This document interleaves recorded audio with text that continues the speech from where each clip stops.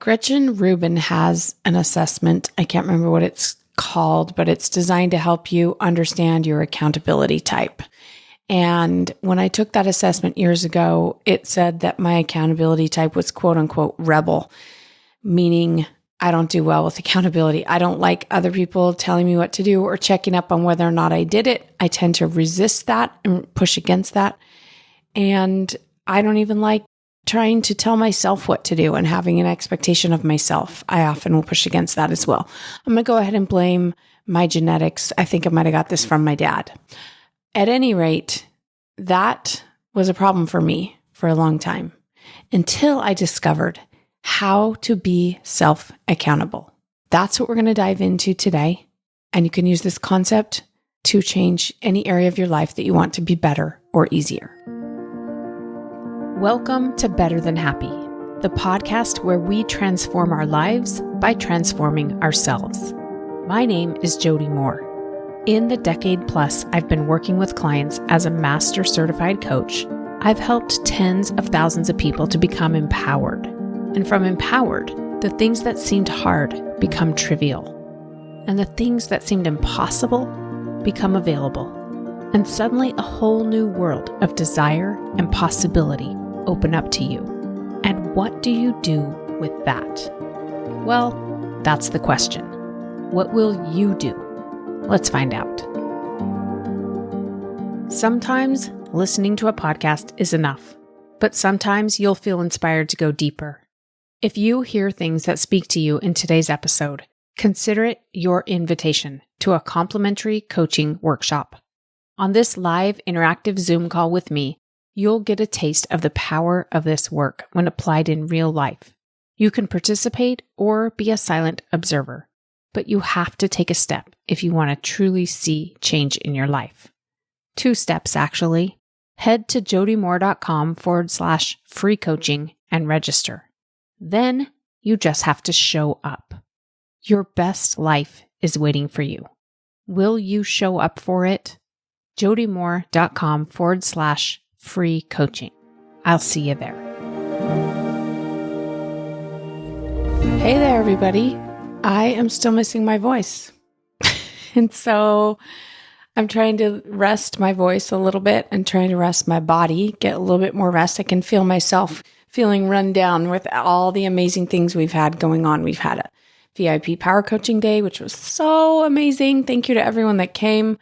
We did marketing boot camp this week. We've been doing lots of coaching, got lots of workshops happening, loving all of it, but needing a little rest. So we're doing some Encore episodes. This topic of how to be accountable to yourself is one I get asked about all the time. And this episode originally aired about 1.5 years ago, but it's worth revisiting.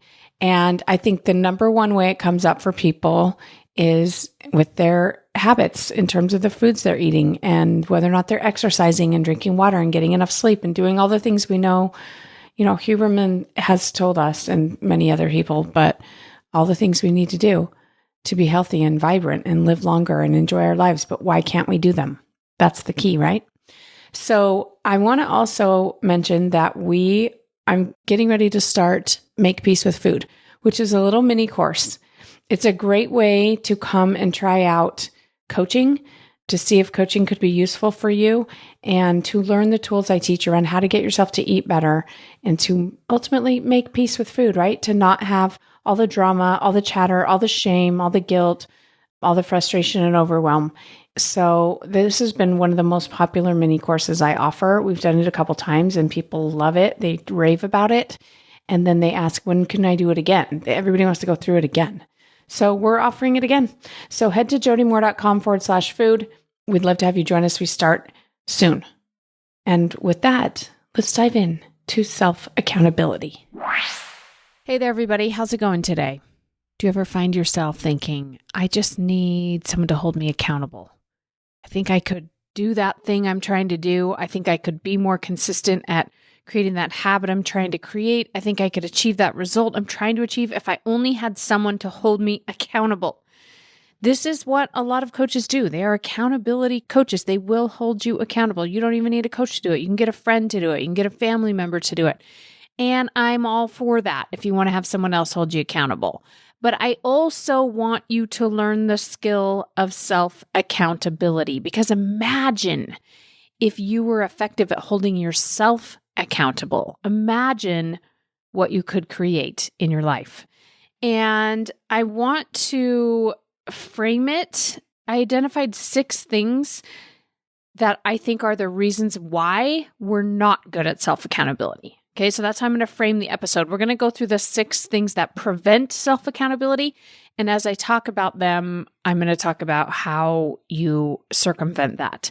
Because it is our human nature for most of us to be not very good at self-accountability, at least in certain areas. I bet there are certain areas of your life where you are good at being accountable to yourself, but there are probably others where it's challenging.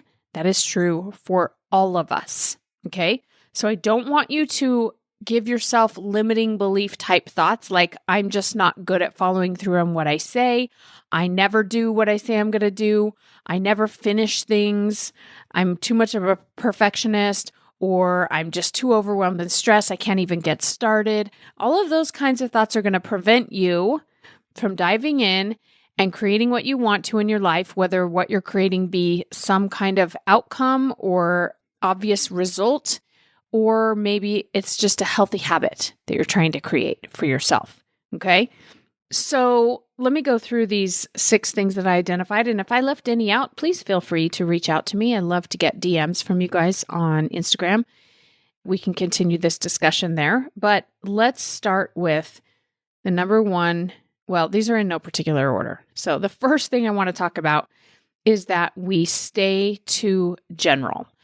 So let's say I have told myself, hey, I'm going to start getting up earlier in the mornings for whatever reason. Maybe I want to have more time to read or journal or exercise or whatever it is, or I just want quiet time before the kids get up, before I have to go on with my day. I'm going to get up earlier in the morning. Okay. The first thing that we do that prevents self-accountability is we get general. We say things like, I never do it, or I haven't done it at all since I said I was going to do that. Or even if we say, I do it mostly, but not always. Okay? Notice how we are talking in generalizations. We are lumping our behavior into one big, broad category. Now, if you've been with me for a while and you've heard me teach the model, then you know what that means is that we're making the situation, we're getting into the thought line when it comes to the situation. Okay? If I say, I mostly am good at getting up early, but not always, or I never get up early. I said I was going to, I've been trying to do this for months or years, and then I just never do it. These are thoughts. These are not facts. And it's impossible to get facts when we stay that general. We have to get specific to get facts. Okay? So last week, 1 day out of 7, I got up early like I said I would be a fact. Or in the last 5 years, I've gotten up before 6 a.m. 0 times. Might be a fact. Okay? Or since 2 months ago when I told myself I'm going to start getting up early, I have succeeded 3 times, and I have not done it the other however many days, times that would be. You get the number and get specific. Okay? Or even better, take a specific situation. Yesterday, I told myself I was going to get up early. The alarm went off. I hit snooze. I thought to myself, I just need more sleep. I'm too tired. And I did that 4 times. And then eventually it was whatever time I normally get up. And that's what happened yesterday. Notice how specific we are and how now we're into the circumstance line. We're just getting facts. Here's why this matters. When we are talking to ourselves in these broad generalizations, I never do this, I always do this, I often do this, I seldom do this, it's really hard to get any leverage and to know where to go next. It's like saying to your phone, hey Siri, tell me how to get to Seattle. And Siri says, where are you? And you're like, I'm over on the east side of the state. She's going to be like, it's hard for me to tell you how to get there without knowing more specifically where you are. We want to look at specifics. You can look at a specific time when you did or didn't execute the behavior that you wanted to. It's not only helpful to look at times when you don't, it's helpful to look at times when you did. What was going on that day? There's so much to learn from specifics. From broad generalizations, we're in the thought line. And as human beings, part of our brain's job is to make our thoughts true.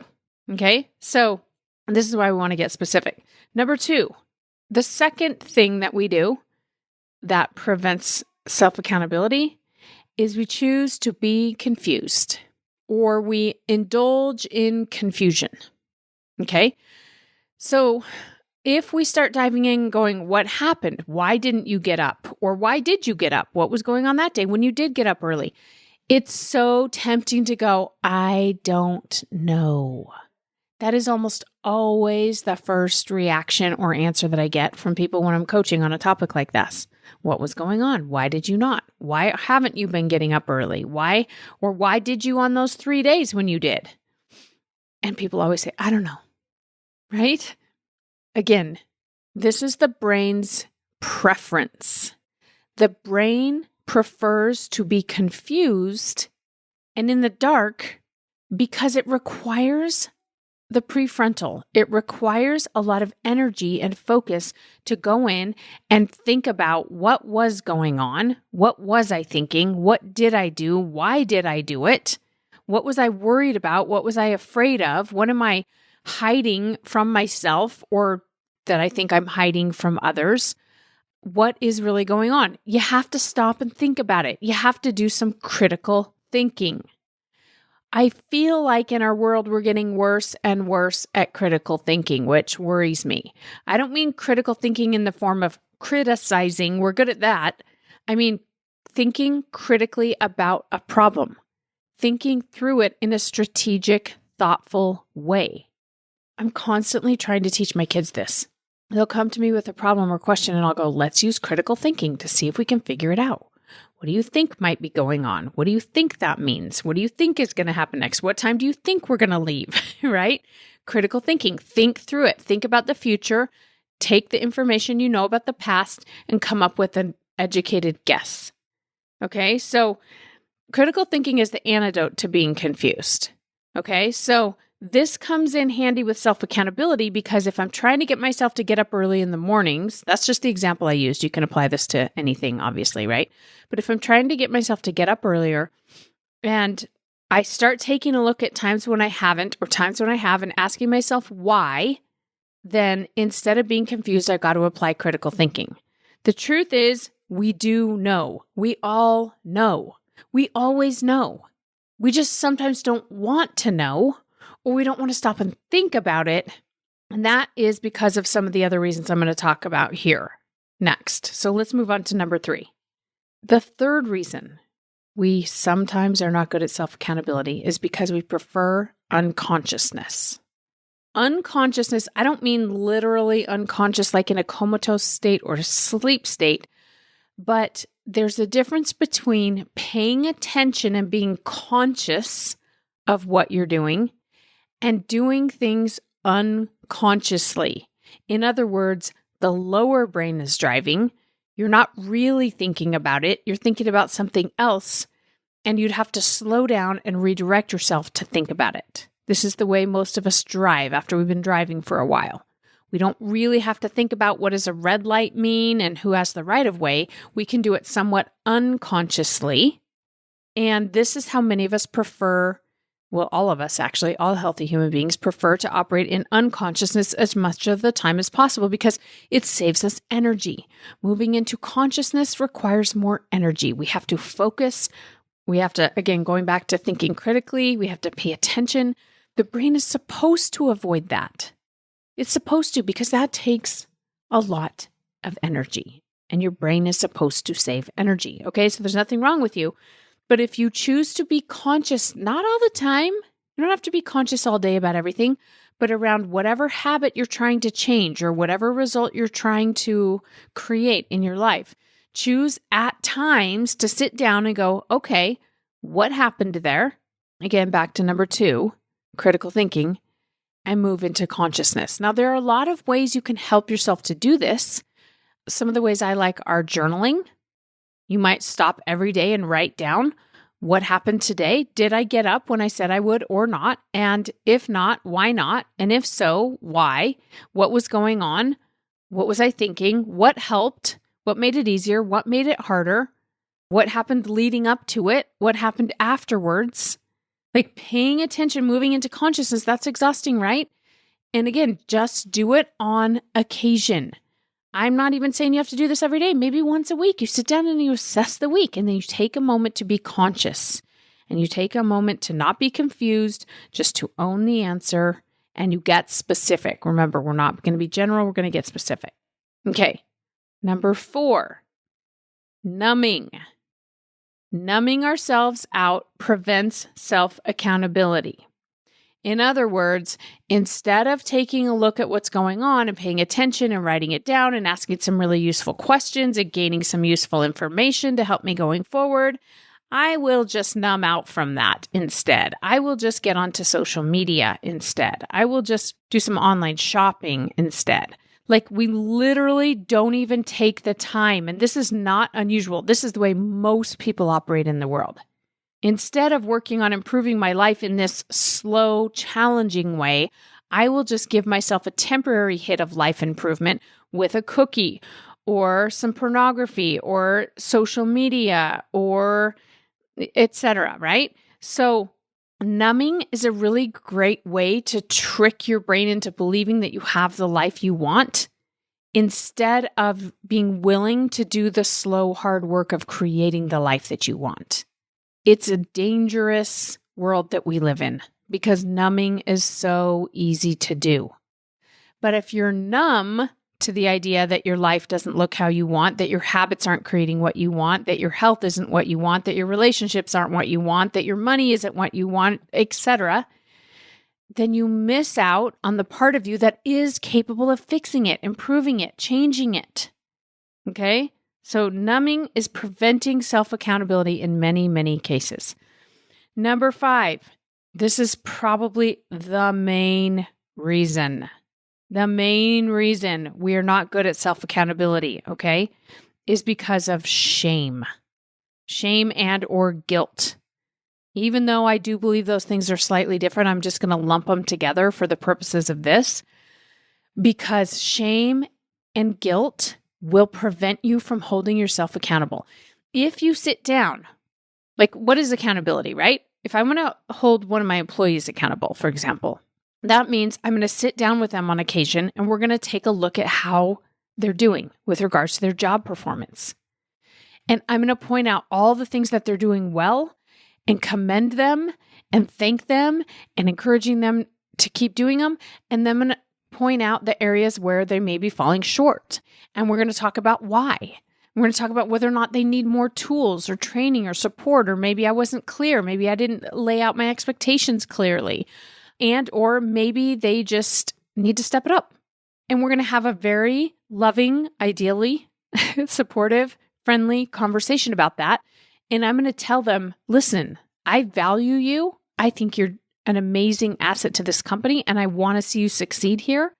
And these are the things that need to happen for you to keep succeeding here. And I hope that you choose to do them. And I hope you'll let me know if you need support and help doing them. But this isn't about like guilting anyone or shaming anyone. It's just about getting clear about what's expected and seeing what's necessary for that employee to win and succeed. And maybe they choose not to and they don't last. And maybe they choose to and they do. And then we're both happy about that, right? But that's accountability in the end. So self-accountability then is the same thing, where you sit down with yourself and you say, hey, what's going on? I notice in these areas you're making great progress. And I notice that in all these other areas you are struggling. What's going on? What do you need? Do you need more support? Do you need more tools? Have I given you an unrealistic goal? Have I set the expectations too high? Did you know I believe that you're capable of this? I know it's possible for you. I believe in you. Let's go. Okay? The guilt and the shame that we layer on top of it will prevent you from continuing to assess yourself in this way. It will prevent you from staying conscious. It will prevent you from getting specific if you turn around and make it mean all kinds of terrible things about yourself. It will make you want to just numb instead. It will contribute to all these other things that we just talked about. It's the reason why when I ask people, why do you think you didn't follow through on what you said you were going to do, they say, I don't know. Because if they own the truth, I was afraid, I didn't feel like it, I preferred to watch Netflix instead, or I just wanted to sleep longer, or I'm afraid people will judge me, etc. Right? If they tell the truth, then they're going to judge themselves for that truth. If they're worried, maybe I'm going to judge them too. I don't know. We worry about that. But with self-accountability, if you just choose never to judge yourself, if you decide, listen, I always have a good reason, a valid reason, even if that valid reason is I'm a human being, I'm afraid, my brain just wants to rinse and repeat, developing new habits is challenging. Okay, it's valid. It's all valid. And yet we're going to do it anyway. Okay, so you have to be willing to drop the shame and the guilt. And people ask me how, and I tell them, you just choose not to go down that path. You'll notice, oh, I ate the food I told myself I wasn't going to eat, or I didn't work on my business the way I said I was going to work on my business, or I yelled at my kids when I told myself I wasn't going to yell at my kids. Okay, so what was going on? What was that about for me that day? Why did I choose otherwise? The answer can't be because there's anything wrong with you, because there's not. Okay? So drop the shame and the guilt. Identify the reason. I was tired. I thought that food was going to be the answer to my stress, or I didn't go to bed on time, or I thought to myself, it's no big deal whether I get up or not. It doesn't really matter. All right, this is just good information. You with me? You see how we find the information and then we just stop. We don't go down the path of what's the matter with you? You're never going to do it. We go, okay, that's good to know. So now what? And this brings me to the sixth and final thing that I want to offer to you, the sixth and final reason that we tend to self-sabotage instead of hold ourselves accountable in a useful way, and that is denying rewards. Okay? A part of accountability is rewards. It's not just, hey, don't forget, this is what we expect and you've dropped the ball. And it's not just consequences for not doing things. It's also rewards. And rewards can be actual, tangible, like things that you do or buy or whatever, but they don't have to be. Rewards can just be acknowledgement. Do you know what goes a really, really, really long way for human beings? Just a kind acknowledgement. Hey, thanks for doing that. I'm so proud of you. Well done. I knew it was possible. I'm so proud of you for doing it. Why do we give our kids chore charts and things? Because the human brain likes to check off a box or put a sticker or put a star on something and see a tally of wins on paper. And that is not just true for kids. That is true for adults as well. This is why apps like MyFitnessPal can be so helpful if you're trying to change your eating habits. It's not just about tracking your food, although it will do that, right? Tracking what food you're eating and making sure you're more consciously aware of what you're eating. But also, if you're trying to hit a certain number at the end of the day, and when you hit that number, you get a little reward of, look at me winning. That's a good thing. Now, again, if you're going to use that same thing then to guilt and shame yourself, now we have a problem. That's not what I'm talking about. Okay? I'm not talking about having a star chart and beating yourself up when you don't get a star. The star chart is just about reward. It is not about punishment. You can do little things. Drop a bead in a jar every time you do it and watch the jar fill up. Check a box on a chart that you make. Sit down and tell yourself, well done, me. I'm so proud of you for doing that. Thanks for doing that. Reward yourself with something that doesn't have any kind of negative back-end consequence, such as go for a walk. That's a great reward for me. Give myself time to play the piano is a reward for me. What are the rewards that are going to serve you in the long run, not just become a numbing escape in the moment? Okay? So let me go through those one more time. There are 6 things we do that prevent self-accountability. If you can pay attention to these, and you don't have to master all of them, but you'll notice there's a lot of overlap with all of them, then I promise you can develop the skill of self-accountability. You can strengthen your ability to hold yourself accountable. And I highly recommend that you do. The first one is we stay too general, so get specific.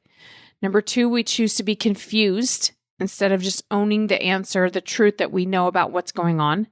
Number 3 is unconsciousness. You've got to move into consciousness, do some journaling on occasion, sit down and have a conversation with yourself. Number 4 is numbing. We numb ourselves out, which makes it challenging to keep doing the hard work. Number 5 is shame and guilt.